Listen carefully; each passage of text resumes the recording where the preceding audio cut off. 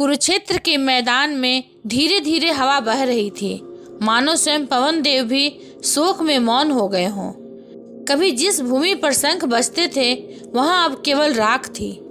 सूर्य ढल रहा था, पर उसकी अंतिम किरणें किसी एक योद्धा के चेहरे पर ठहर गईं।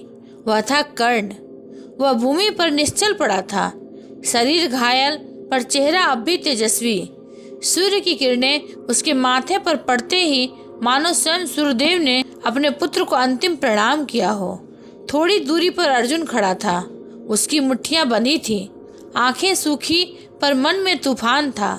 श्री कृष्ण पास खड़े थे, उनके चेहरे पर गहरी गंभीरता थी।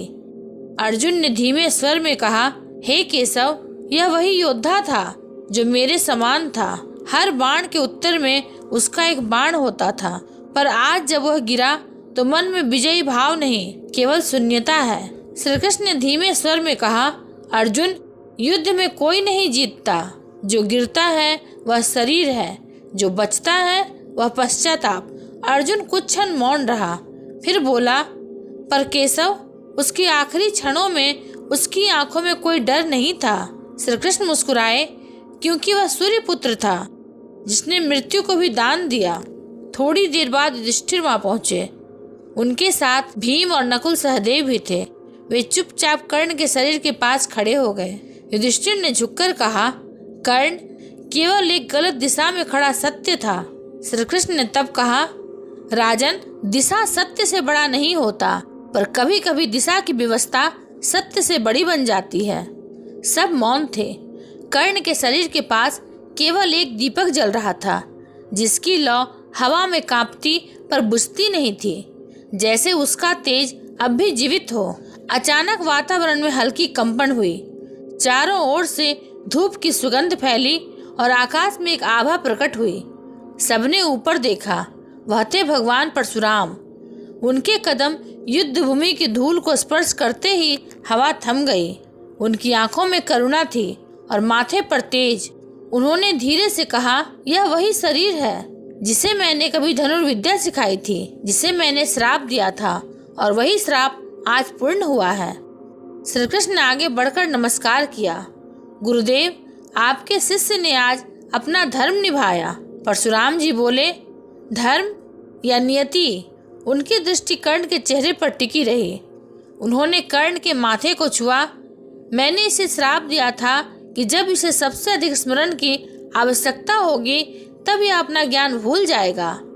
आज वही क्षण आया, पर मैं नहीं जानता था कि यह भूल इसकी मृत्यु नहीं, मेरे शिष्यत्व की हार होगी।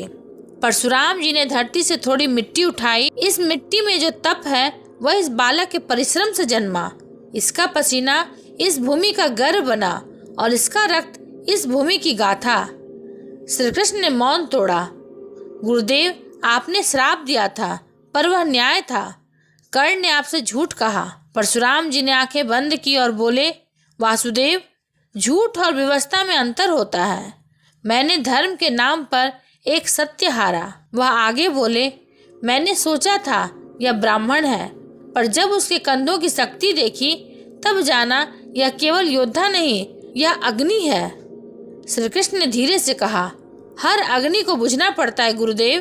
परशुराम जी ने उत्तर दिया, पर वासुदेव, कुछ अग्नियां मरती नहीं, वे सूर्य बन जाती हैं। परशुराम जी ने अपने कमंडल से जल लिया और कर्ण के होठों पर छींटे मारे। क्षण भर को हवा ठहर गई। एक मंद ज्योति कर्ण के शरीर से उठी। वह प्रकाश रूपी छवि में परिवर्तित हुई, सूर्य जैसी आभा, शांत और दिव्य। श्री कृष्ण ने आंखें बंद कर प्रणाम किया। परशुराम जी बोले, कर्ण, तू केवल योद्धा नहीं था, तू वह धर्म था जिसे समाज ने अस्वीकार किया। कर्ण की आत्मा मुस्कुराई। उसकी आवाज आकाश में गूंजी, गुरुदेव, आपने मुझे श्राप दिया था, पर उसी श्राप ने मुझे इतिहास बना दिया। श्री कृष्ण बोले, सूर्य पुत्र, तेरा तेज अब किसी शरीर में नहीं, युगों में रहेगा। कर्ण की आत्मा विलीन हो गई, जैसे कोई सूर्य रात्रि में समा गया हो। अब सब मौन थे। परशुराम जी ने धीरे से कहा, यह युद्ध खत्म नहीं हुआ, केवल एक अध्याय बंद हुआ है। श्री कृष्ण ने पूछा, गुरुदेव, अगला अध्याय? परशुराम जी बोले, जहाँ अन्याय होगा वहाँ किसी न किसी रूप में कर्ण फिर जन्म लेगा, क्योंकि सत्य को केवल मारा जा सकता है, मिटाया नहीं जा सकता। सूर्य की अंतिम किरणें गायब हो चुकी थी। श्री कृष्ण, अर्जुन और परशुराम साथ खड़े थे। आकाश में बादलों के पीछे से एक सुनहरी लहर उठी, मानो स्वयं सूर्यदेव अपने पुत्र का स्वागत करने आए हों। श्री कृष्ण ने हाथ जोड़कर कहा, जय सूर्य पुत्र कर्ण, तू पराजित नहीं हुआ, तू केवल लौट गया अपने पिता के पास। धीरे धीरे दीपक की लौ मंद हुई और रात गहरी हो गई, पर उस रात का सन्नाटा आज भी इतिहास की हवाओं में सुनाई देता है। कर्ण वो योद्धा जिसने मृत्यु से भी ऊपर उठकर अमरत्व पाया। कुरुक्षेत्र का मैदान अब राख बन चुका था। श्री कृष्ण, अर्जुन और परशुराम जी वहां खड़े थे। परशुराम जी के हाथ में कमंडल था, आंखों में गहरा पश्चाताप। धीरे से बोले, यह वही भूमि है जहां धर्म और अधर्म ने मिलकर एक ऐसे योद्धा को गिराया जो दोनों से ऊपर था। श्री कृष्ण बोले, गुरुदेव, युद्ध में जो गिरा वह शरीर था, पर जो अमर हुआ वह उसकी निष्ठा थी। परशुराम जी बोले, निष्ठा तब अधूरी रह जाती है जब गुरु अपने शिष्य को नहीं समझ पाता। वह भूमि पर बैठ गए और कर्ण की राख को अपने हाथों में लिया। परशुराम जी की दृष्टि धुंधली होने लगी, मानो समय उन्हें वर्षों पीछे ले जा रहा हो। वह क्षण जब एक तेजस्वी युवक उनके आश्रम में आया था। गुरुदेव, मुझे धनुर्विद्या सीखनी है। वह कर्ण था। उसकी आंखों में दृढ़ निश्चय था, पर पीछे झलक रही थी पीड़ा, एक समाज से अस्वीकार किए गए व्यक्ति की पीड़ा। परशुराम जी ने पूछा, क्या तू क्षत्रिय है? कर्ण ने सिर झुका लिया, नहीं गुरुदेव, मैं ब्राह्मण हूँ। वह झूठ जो उसने कहा अपने सपने के लिए।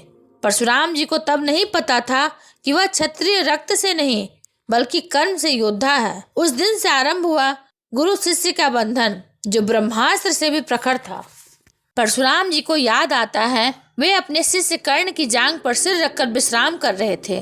कर्ण निश्चल बैठा था। अचानक एक विषधर बिच्छू आकर कर्ण की जांघ में डंक मार देता है। विष फैलता है, पर कर्ण हिलता तक नहीं। वह जानता था, यदि वह हिला तो गुरु का विश्राम टूट जाएगा। कुछ क्षण बाद परशुराम जी की आंख खुली। उन्होंने देखा कर्ण की जांघ से रक्त बह रहा है। वह बोले, यह घाव और तू मौन? कर्ण बोला, गुरुदेव, आपकी नींद भंग न हो इसलिए मैं मौन रहा। परशुराम जी की आंखों में संदेह आया। ब्राह्मण शरीर इतना कठोर नहीं होता। सत्य बता, तू कौन है? कर्ण ने मौन तोड़कर कहा, गुरुदेव, मैं सूर्य पुत्र हूँ। परशुराम जी का मुख लाल हो गया। उन्होंने कहा, तूने छल किया, गुरु से सत्य छुपाया, अतः मैं तुझे श्राप देता हूँ। जब तू युद्ध के सबसे कठिन क्षण में होगा, तू अपने अर्जित ज्ञान को भूल जाएगा। आकाश गरजा, वन मौन हो गया। कर्ण ने सिर झुका लिया। गुरुदेव, आपका श्राप मेरा भाग्य बनेगा। स्मृति टूटी। परशुराम जी की आंखों में आंसू थे। श्री कृष्ण उनके पास आए और बोले, गुरुदेव, वह श्राप उसका अंत नहीं था, वह आपके भीतर के द्वंद्व का प्रतीक था। परशुराम जी बोले, हाँ वासुदेव, मैंने उसे क्षत्रिय कहकर तिरस्कृत किया, पर जब वह युद्ध भूमि में गिरा तो मैंने देखा वह किसी भी ब्राह्मण से अधिक शांत था। श्री कृष्ण बोले, आपने धर्म निभाया, पर न्याय अधूरा रह गया। परशुराम जी ने कहा, और यही मेरा ऋण है जो इस शिष्य के प्रति अधूरा रह गया। अर्जुन आगे आया। उसके चेहरे पर पश्चाताप था। वह बोला, गुरुदेव, मैंने उसे मारा, पर आज समझ आता है मैं किसी शत्रु से नहीं, अपने सम्मान से लड़ा। परशुराम जी बोले, अर्जुन, कर्ण ने तेरे भीतर की प्रतिस्पर्धा को तप में बदला। तू भाग्यशाली है कि तेरा शत्रु तेरी ही प्रतिछाया था। अर्जुन बोला, पर गुरुदेव, मैंने युद्ध में नियम तोड़े, छल किया। परशुराम जी ने उसकी ओर देखा और कहा, जिस युग में धर्म को बचाने के लिए छल आवश्यक हो जाए, वहाँ सत्य भी मौन हो जाता है। कर्ण ने मौन चुना, तूने धर्म। दोनों ने सही किया। अचानक हवा में सुगंध फैली। दीपक की लौ ऊंची उठी। कर्ण की राख से एक सुनहरी किरण आकाश की ओर उठी। श्री कृष्ण ने आंखें बंद कर ली। परशुराम जी बोले, हे सूर्य पुत्र, तेरी देह भस्म हुई, पर तेरा तेज अमर रहेगा। जिस शिष्य को मैंने श्राप दिया था वही मुझे मुक्ति देगा। आकाश में गूंज हुई। कर्ण की आत्मा की आवाज, गुरुदेव, आपने मुझे श्राप नहीं दिया, आपने मुझे इतिहास में स्थान दिया। आपका ऋण मेरा गौरव है। परशुराम जी की आंखों से आंसू गिरे। उन्होंने कहा, आज मैं गुरु नहीं, केवल एक पश्चातापी हूँ। श्री कृष्ण बोले, गुरुदेव, यही पश्चाताप आपको देवत्व के समीप लाता है। परशुराम जी ने जल का आचमन किया और बोले, मैं इस भूमि को प्रणाम करता हूँ जिसने कर्ण जैसे शिष्य को जन्म दिया। युगों बाद भी जब लोग धर्म और नीति पर प्रश्न करेंगे, तब यह कथा उन्हें उत्तर देगी कि सच्चा धर्म वंश में नहीं, कर्म में होता है। श्री कृष्ण ने मुस्कुराकर कहा, गुरुदेव, आपने अपने शिष्य को अमर कर दिया। परशुराम जी बोले, नहीं वासुदेव, उसने मुझे अमर किया है।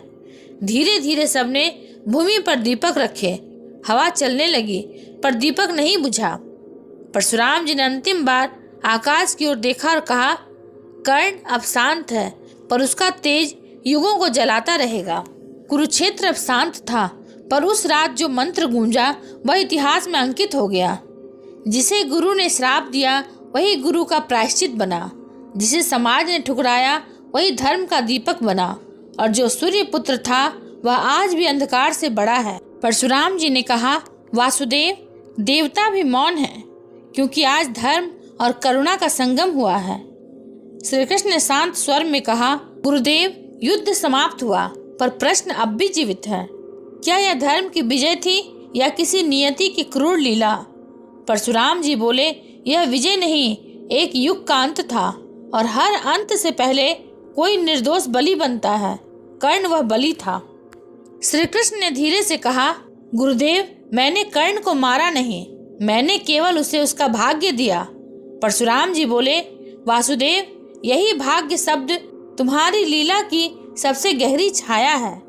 तू जब चाहे धर्म की व्याख्या बदल देता है। कभी अर्जुन के लिए छल धर्म बन जाता है, कभी द्रौपदी के अपमान पर मौन रहना योजना कहलाता है। पर क्या यही धर्म है? श्री कृष्ण मौन रहे। उनकी आंखों में कोई पश्चाताप नहीं, केवल गहराई थी। श्री कृष्ण बोले, गुरुदेव, यदि मैं मौन न रहता तो धर्म गिरता। कभी कभी अन्याय सहना भी न्याय के मार्ग का हिस्सा होता है। परशुराम जी हंसे, वासुदेव, तेरे शब्द मीठे हैं, पर सत्य कठोर होता है। कर्ण ने अपने जीवन में एक भी बार अधर्म नहीं किया, फिर भी तूने उसे उस क्षण मारा जब उसका रथ धरती में धंसा था। श्री कृष्ण ने गंभीर स्वर में कहा, क्योंकि वह क्षण न्याय का था। यदि वह जीवित रहता तो इतिहास अधूरा रह जाता। परशुराम जी की आंखें चमक उठी। इतिहास या तेरा खेल? हवा भारी हो गई, आकाश में मेघ गरजे। परशुराम जी उठे, उनकी आवाज में दिव्य कंपन था। वासुदेव, तू अवतार है, मैं तेरे दिव्यता को नकार नहीं सकता, पर आज मैं तुझे एक श्राप देता हूँ, जिसका कारण तेरा धर्म नहीं, तेरी उदासीनता है। श्री कृष्ण शांत थे। उन्होंने कहा, गुरुदेव, यदि यह श्राप भी किसी आत्मा को मुक्त करेगा तो मैं उसे स्वीकार करता हूँ। परशुराम जी बोले, तूने सूर्य पुत्र को अन्याय के साथ मरने दिया। तूने उसे शत्रु कहा, जबकि वह सत्य था। इसलिए सुन, तेरे वंश का अंत भी तेरे ही हाथों से होगा। तू देखेगा, तेरा नगर डूबेगा, तेरे अपने लोग तुझसे दूर भागेंगे, और अंततः तू अकेला रह जाएगा, वैसे ही जैसे आज कर्ण पड़ा था। श्री कृष्ण ने आंखें बंद की और धीरे से मुस्कुराए। गुरुदेव, शायद यही ब्रह्म का नियम है। हर अवतार को अपनी लीला का मूल्य देना पड़ता है। वातावरण में गूंज उठी एक गंभीर ध्वनि, मानो स्वयं पृथ्वी बोल रही हो। हे परशुराम, हे वासुदेव, जिस भूमि पर आज रक्त गिरा है वह कल बीज बनेगा नए युग का। दोनों मौन हो गए। श्री कृष्ण ने भूमि को प्रणाम किया और बोले, माता पृथ्वी, इस रक्त में भी धर्म की सुगंध है। कर्ण ने भले ही युद्ध हारा हो, पर आत्मा से वह विजयी है। परशुराम जी बोले, वासुदेव, तेरे भीतर गीता है, पर आज मैं तुझसे वेद की बात करता हूँ। वेद कहते हैं, जो न्याय की जड़ काटता है वह अपने ही फल को विष बनाता है। तू देखेगा, द्वारिका का विनाश तेरे जीवन की अंतिम गीता बनेगी। श्री कृष्ण ने कहा, यदि मेरा अंत कर्ण के समान शांत हो तो वह भी वरदान होगा। आकाश में एक तेज प्रकाश फैला। कर्ण की आत्मा अब सूर्य के तेज से भी उज्जवल रूप में प्रकट हुई। उसकी आवाज गूंज उठी, गुरुदेव, वासुदेव, अब विवाद नहीं, शांति चाहिए। गुरुदेव, आपने मुझे श्राप दिया। वासुदेव, आपने मेरा अंत लिखा। दोनों ने मुझे अमर किया। श्री कृष्ण ने हाथ जोड़कर कहा, सूर्य पुत्र, तेरी आत्मा ने इस युद्ध को प्रकाश दिया। अब तू अपने पिता के लोक में जा। कर्ण की आत्मा मुस्कुराई, मैं जाऊंगा, पर मेरा नाम युगों तक तेरा दर्पण रहेगा। जब जब कोई नायक छल से गिरेगा, लोग कहेंगे यह कर्ण का युग लौट आया। श्री कृष्ण की आंखें चमक उठी। परशुराम जी ने कर्ण की ओर हाथ उठाया और बोले, शिष्य, मैं तुझे आशीष देता हूँ। तेरा तेज उस सूर्य की भांति रहेगा जो कभी अस्त नहीं होगा।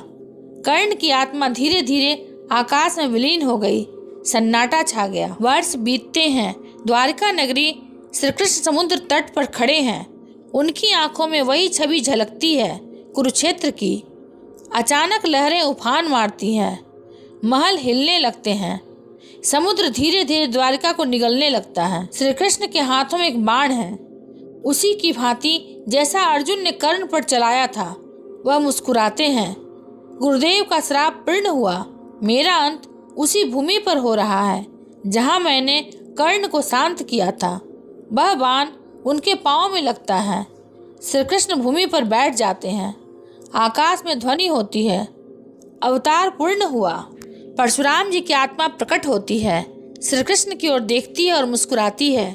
वासुदेव, तूने मेरा श्राप भी पूर्ण किया और अपना धर्म भी। अब मुझे भी शांति मिल गई। श्री कृष्ण बोले, गुरुदेव, जब सत्य और श्राप एक हो जाएं तो ब्रह्मांड नया युग बनाता है। परशुराम जी बोले, कर्ण गया, तू गया, पर सत्य जीवित है और वही सत्य कल किसी अन्य युग में फिर जन्म लेगा। श्री कृष्ण ने मुस्कुराकर कहा, हाँ गुरुदेव, और जब वह जन्म लेगा तो लोग उसे फिर अवधूत, त्यागी या शापित कहेंगे, पर वह होगा युगों का कर्ण। धीरे धीरे दोनों दिव्य प्रकाश में लीन हो गए। समुद्र शांत हो गया। आकाश में केवल एक दीपक जला, सूर्य समान। कर्ण का अंत नहीं हुआ, वह न्याय का प्रतीक बन गया। परशुराम जी का श्राप, श्री कृष्ण की लीला और सूर्य पुत्र की आत्मा, तीनों ने मिलकर एक ही वचन दिया, जब जब छल धर्म पर भारी होगा, कोई कर्ण फिर जन्म लेगा। धर्म ग्रंथों में नहीं बसता, वह हर उस हृदय में जलता है जो सत्य के लिए अकेला खड़ा होता है। अगर आपको यह वीडियो अच्छा लगा हो तो इसे लाइक, हाइप और सब्सक्राइब अवश्य करें। ये महाभारत सिर्फ युद्ध की नहीं, जीवन के ज्ञान की कहानी है। मिलेंगे अगले प्रसंग के साथ, तब तक के लिए धन्यवाद।